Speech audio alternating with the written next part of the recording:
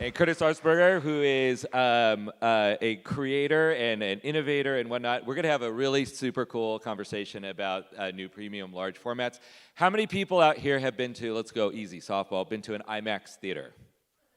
Very good, all right, okay, all right, good. So you'll have some experience. How many people have been to the Sphere?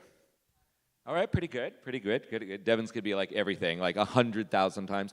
Yeah, you made content for the Sphere. How many people have been to the ABBA Voyage experience in London? All right, okay, yeah, me too. Okay, so there you go. Now you have something that you're curious about, so you have to look that one up. And here's the most important question for today. How many have been to the COSM? All right, we're going to change that by the end of next week, I think. That's going to be one of my goals, personal goals here up here. So we're going to have a really great conversation about that. But if you just said yes to one of those, you have some idea of actually what a premium large format screen is. And we're going to talk about kind of the exciting opportunities being unlocked. If you were listening to the previous session, you really kind of got the sense of, what did you hear? Storytelling, experience, something different and big. And I actually think what COSM's doing is like about as big as it gets, so I'm super excited about that. And so for all of you down there, do you know, first of all, how many COSMs are there today in production? There we go, Devin was cheating. If you're just like paying attention, 2, that's right. And we're super excited about getting more.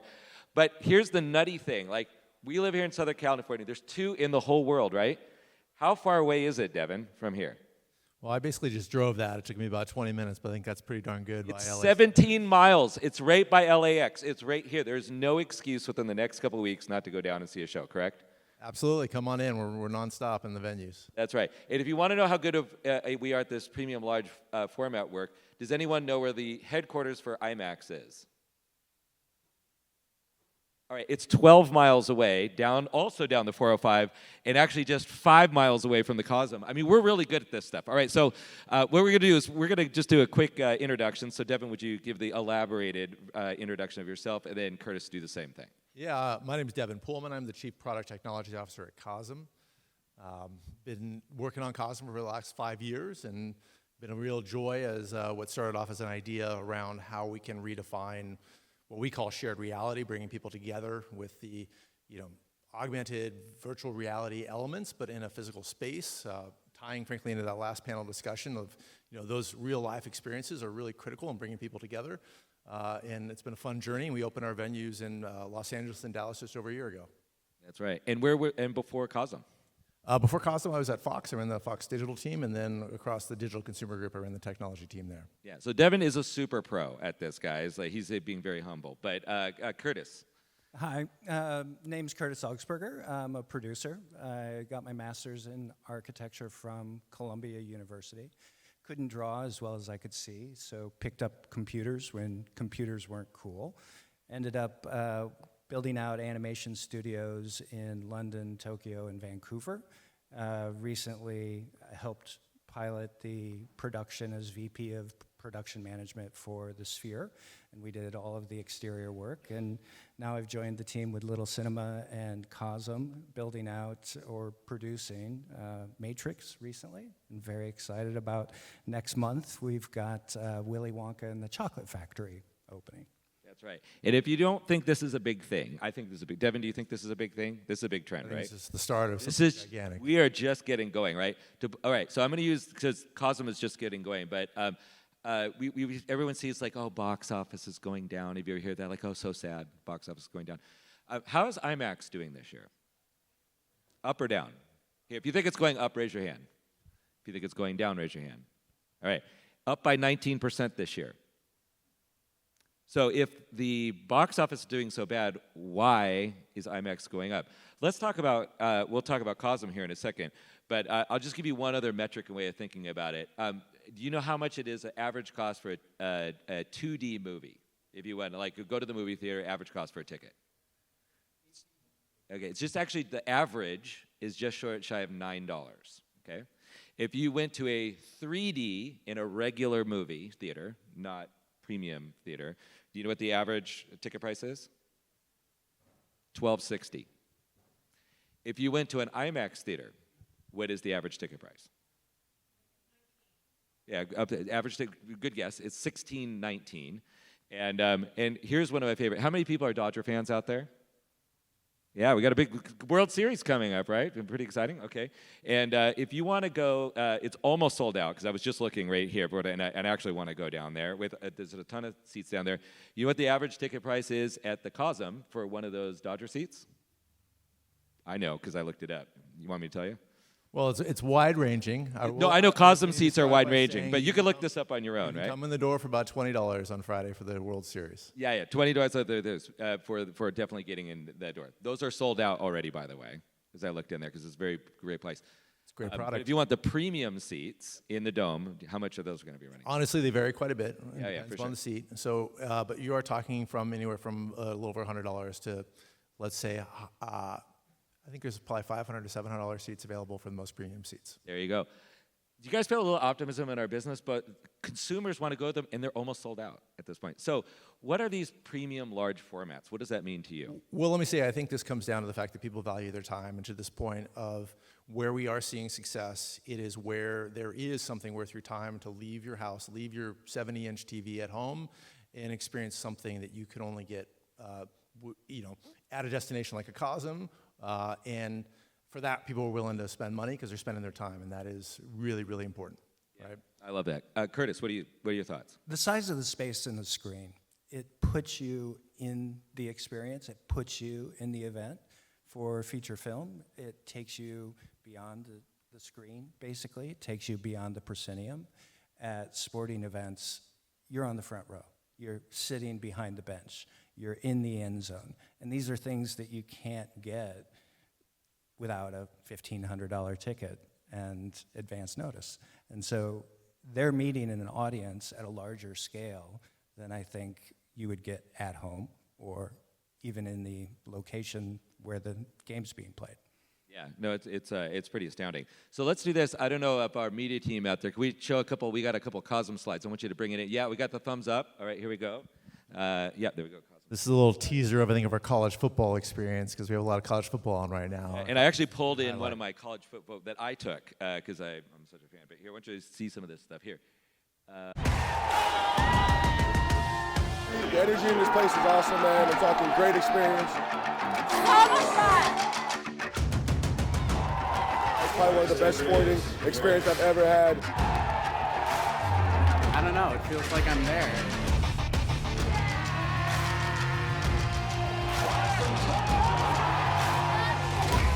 If you can't be here, be at COSM.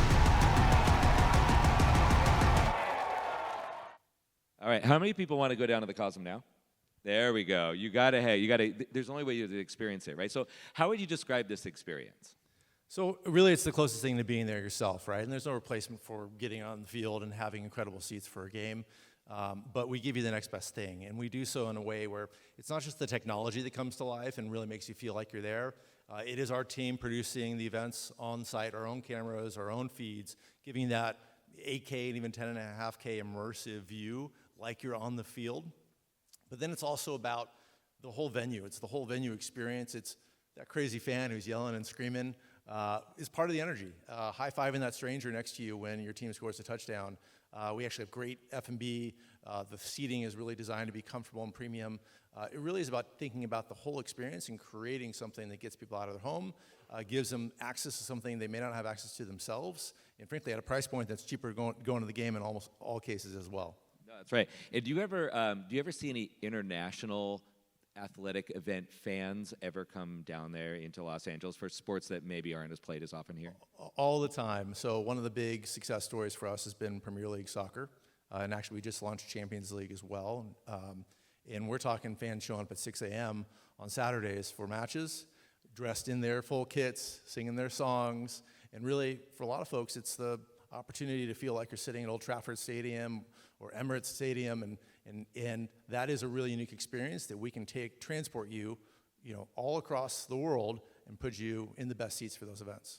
I want you to think about that. By the way, he's not making this up. I actually went to one of those soccer European football matches at 6 a.m., totally sold out. Everyone's crowded around the area, and they're getting a chance to watch and root for their club that's on the other side of the planet. They couldn't have done that. You're really unlocking a sold-out theater at 6 a.m. That's kind of a nuts thing, right? Well, and let's come back to the Dodgers, so go Dodgers. But we actually started this baseball season with the Tokyo Dome series. If you guys recall, the Dodgers played their first regular season game in Tokyo, the Tokyo Dome. That was at 3 a.m. in Los Angeles. We had a packed house at 3 a.m. for a Dodger game, right? Bar opened at 6 a.m. We had people stick around when the game finished around 5:45 a.m. to make sure they could take those celebratory shots at 6 a.m. So it's quite the experience. So, and I think the previous panel did such a good job teeing this up. If you have a really great premium experience, people will go and they will pay more for the ticket. They want to get out and see something. Isn't that what you're seeing?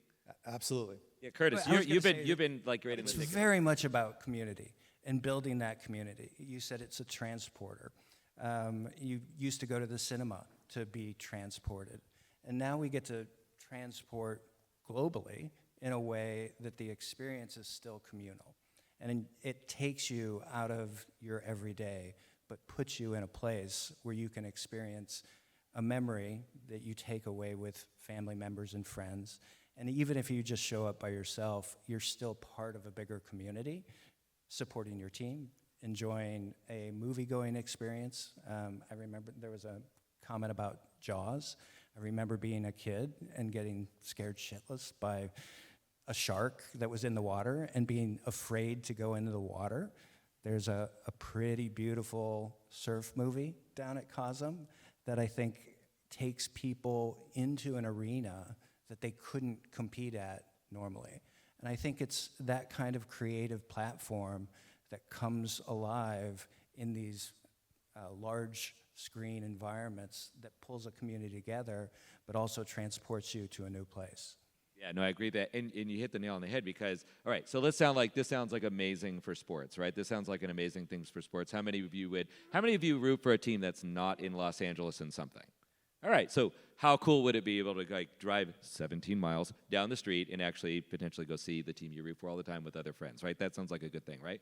But it's more than just sports, right? So you've actually done other content too. Do you want to talk about that for a second? Yeah, absolutely. So we really anchor our programming around live sports, but we also have a lot of other non-live programming.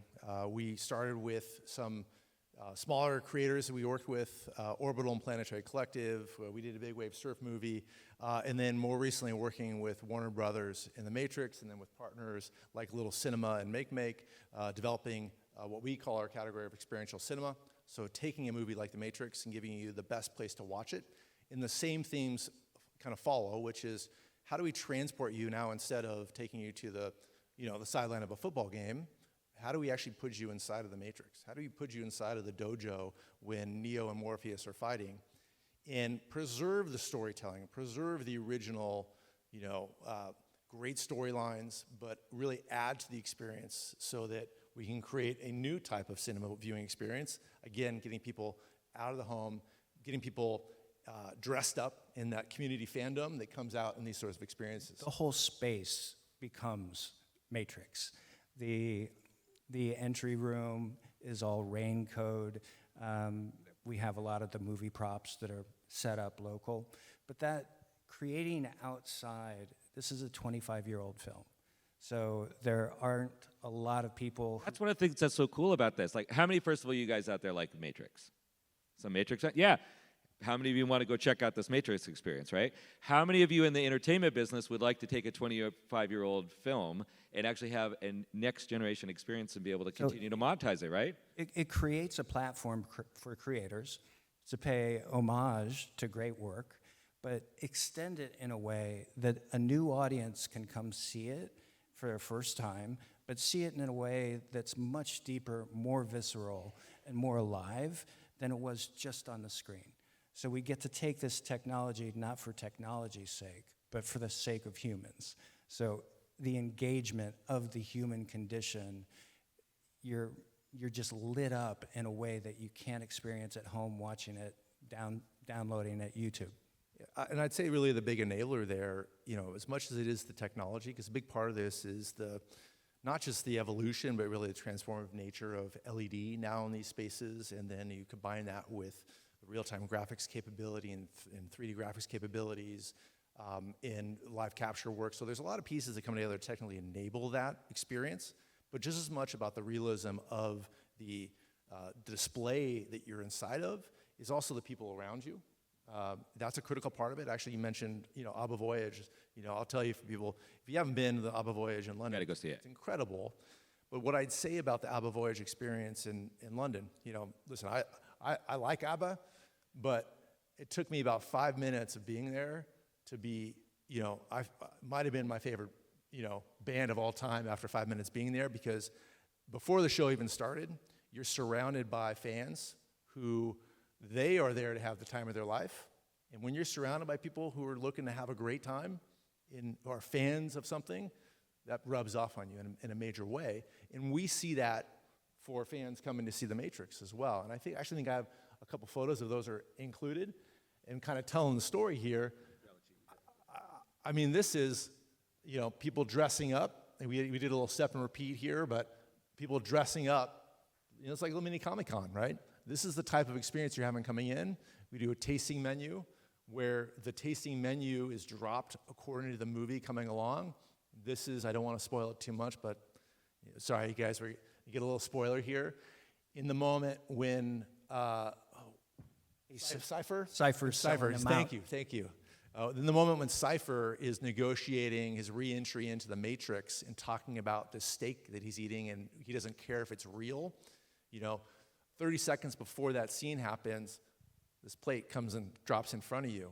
And I'm telling you, I've been in the venue, 24 times watching this movie, and it almost always gets groans from the audience when they get this, food comes, and then the scene comes on, and they're like, oh, now I get it, right? So the ways in which we kind of layer on the experience, bringing in custom cocktails and the like, and of course, This was my favorite moment. Please. Like the cookie lands right as she's telling Neo that he'll feel better after a cookie. And I think, dressing up, the experience at Sphere when Grateful Dead was there, I mean, you basically couldn't walk in without, weed is legal still. So you couldn't walk in without feeling what it was to go to a Dead concert. The smell of the cookie that mirrors against the cinema playback and the moment, it takes you to a different experiential realm that I think when they talk about millennials showing up at a shopping mall to get a YouTuber who's 15 years old, I think it's a similar connection that we're able to give people. It's the Little Shop of Horrors now. That's the next one. Yeah. A quick audience poll. When you hear this, compared to let's say your movie theater experience, which you see is going down, how many people start hearing this and going, that sounds like what the last panel said we should do. This sounds like entertainment re-experience. How many of you actually want to go, this is something you're getting off your couch for, right? I'm getting out of my living room. We're doing our job here. You got more hands now. Yeah, we're getting there, right? So it's pretty great. So maybe just a couple things. You've had some really cool innovations as a part of this. There's only 2 of these in the world, 17 miles away, right down here. You should go see this. But you had some amazing innovations technically also in this. Do you want to just talk about that for a quick second? Well, I think it's worth, and actually very, very important to speak about the heritage behind COSM. Because while COSM is a new company, we really started the company coming up on 6 years ago. There was a couple companies that we acquired to help build the business, build the right foundation, that have incredible history in computer graphics and actually planetariums and science centers. And that's a company called Evans and Sutherland, world's biggest planetarium company. So we're talking about, right around the corner here, Griffith Observatory, Adler Planetarium. The biggest and best planetariums in the world run on Evans and Sutherland graphics and displays. We're a vertically integrated company that does everything from the dome displays, the software that drives every pixel. All of that work is done in-house and has been happening for decades. So that is a really incredible starting point for the technology that we put out there. And then it was about leaning into what are the capabilities in industry now from a technology perspective that we can hand over to creators to build new types of experiences, working with folks like Little Cinema and saying, how do we bring to life the idea of putting you in the Matrix? How do we do that? And that was working through new ways of delivering, workflows for, in our cases, in generally anywhere from 8 to 24K video playing out real time, and build pipelines that can do that efficiently, right? And so there's a lot of work that's gone into basically creating a platform that allows us to now rethink what other ways can we create immersive transporting experiences for fans that really creates the best place for enjoying the Matrix, enjoying Wonka, enjoying an NFL game, a World Series game, et cetera. So that through line is really important, is the place for the fans, and technology is just an enablement for that.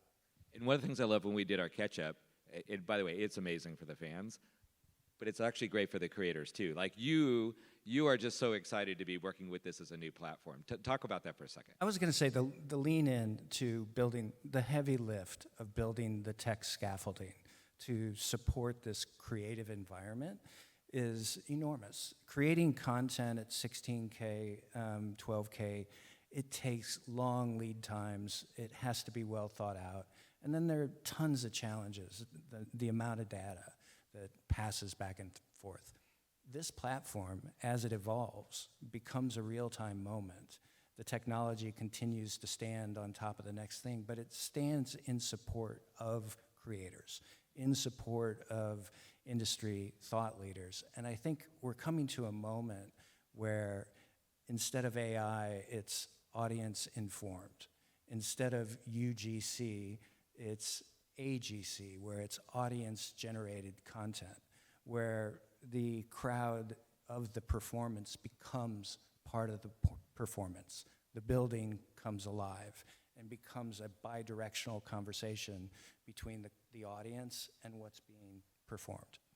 I love that. Now, Devin, when we were catching up, I asked you a question. I said, "Hey, what surprised you most about, what shocked you the most as you've been on this journey?" And you're like, "I've actually been shocked that it's kind of things have gone to plan." So, which I thought was great. So, how about this? Do you want to share it for everybody out here? There was a thesis behind this. You kind of touched on it. But what's kind of at the heart and soul of the thesis behind this? And then when you say everything has kind of gone to plan, I've been down there. It's pretty cool. So, tell us a little bit about that. Unpack that.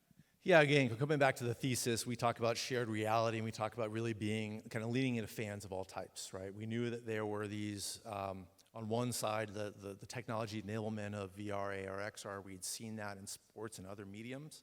But we had also seen the kind of IRL side of things of, whether it's, a live orchestra playing Star Wars, at the Greek Theater, or things like ABBA Voyage, the opportunity to bring fans together, and the confluence of those two things was really the start of what we are doing.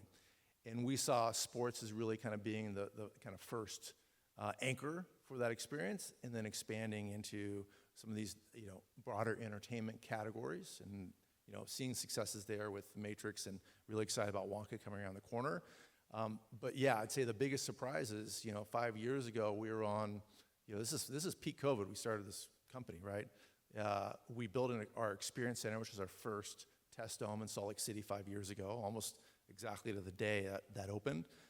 And we're begging people to come visit us in person in Salt Lake City when nobody was traveling, so that they could see what we had in mind and the types of experiences that we were looking to develop.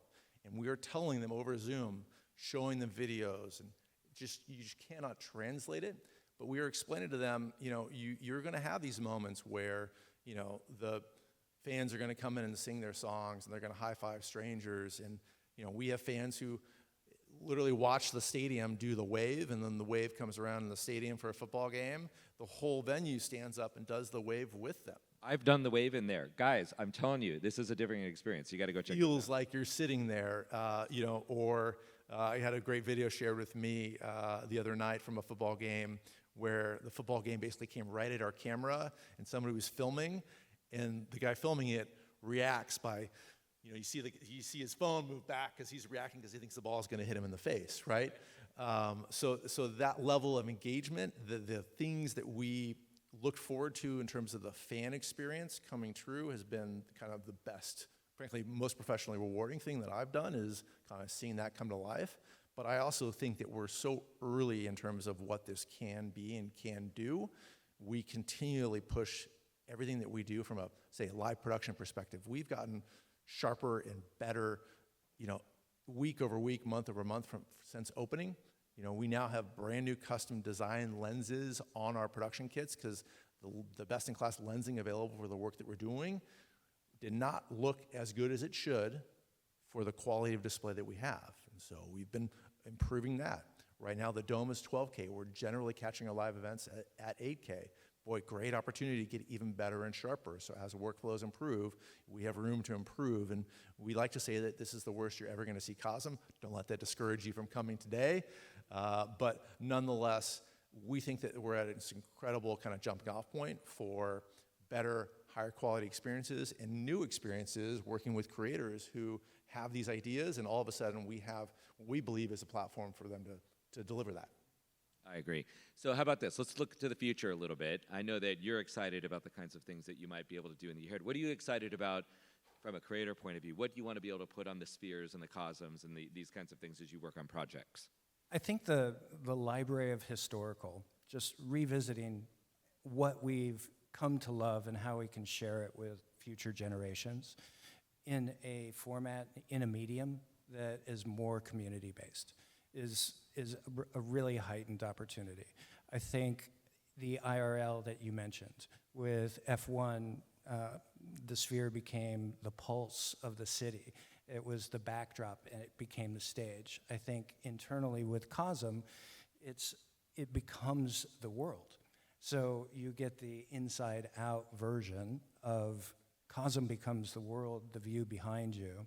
And you have an opportunity as a creator to take the audience anywhere, but now you can take them with you as opposed to them being passive. So is it lean in or lean back? And I think what we're getting to is a place where we can lean in and actually be part of the experience, and that's really exciting. I love it. How about Devin? What in the year ahead? You talk about new lenses, up-resing the on-field broadcast feed maybe to 12K. What are some of the other things in the year ahead that we have to look forward to? So we do a fair amount of real-time content on our Dome today. So real-time meaning it's not pre-rendered, and when a team scores a touchdown today, the view in front of you is our immersive capture, right? And then we fill in what we call the cap and canopy at the top with Unreal Engine-driven graphics. So that's a full real-time capable engine. And there's key moments we take advantage of that. Literally, the ceiling will open up and your team's logo will come flashing through. There's a number of real-time, like if you come into the Matrix before the show starts, there's this really cool scene with the kind of chairs in the distance. That's real-time rendered. There's more work we can do there to make, whether it's adding Wonka too. Activity. You see Wonka's? Yeah. And when we talking about Wonka, we're taking advantage of, I'd say, more surprise and delight moments as the team's getting so much, we take our learnings and we get better and better. And then with Wonka, you're going to walk into the lobby display, and maybe I'll break some news here. We're going to have a really cool interactive lobby display experience where you can be part of the display with Wonka bubbles kind of floating around. So lots of things that we can do to just really create more of a home for fans and more surprise and delight moments. I love it. All right, so just so you know, this isn't a COSM advertisement, which it's not, but we're taking advantage of the fact that you have in the world, there's two of these, and you have them here, and you can go see it, and you should go do that.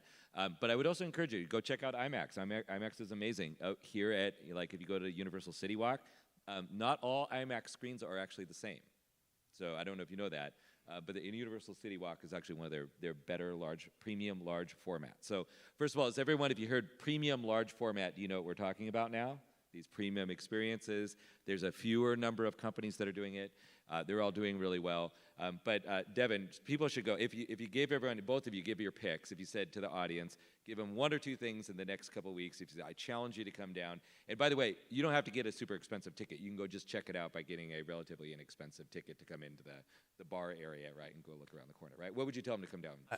I mean, listen, I have to plug my own. I'll say, honestly, come see The Matrix, come see Wonka, comes out next month, or come see your favorite sporting event. But let me actually say, because it really is one of my favorite things ever, it's not local. If you have a chance and you're in London, ABBA Voyage is incredible. Voyage is amazing. And to me, it again tells that story that the technology is more the enablement layer, and everything they do around the space and the vibe and the production of the whole experience is in a lot of ways more important than just the technology. Can I just plus one that, just to put it in perspective? I think I went on the 200th consecutive day of them showing ABBA Voyage, which was it's a 3,000 person, constantly. sold out every night. Always on a Tuesday night. everyone went nuts for this place. And so it's like you're watching basically 3D holograms of a band that is not alive, basically is a band anymore, and totally sold out like every night. I mean, you're seeing exactly what these experiences will do, right? It's pretty amazing. Yeah, and if you're into EDM, which this crowd looks like, Unity's playing at Sphere, and Wizard of Oz. Wizard of Oz. That's pretty definitely experience, and we've talked about AI today.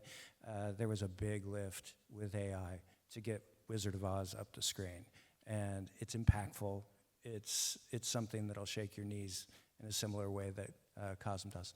I love it. Thank you guys. We're slightly over time, but I really encourage you, just think in one day you could go to an IMAX, you could go to the COSM, and literally drive to the Sphere. Nowhere else in the world can you do that. Go get some experience. You should be optimistic about the future. We have some amazing experiences that people actually want to go see. Thank you guys so much. Please give them a very big round of applause. Yes.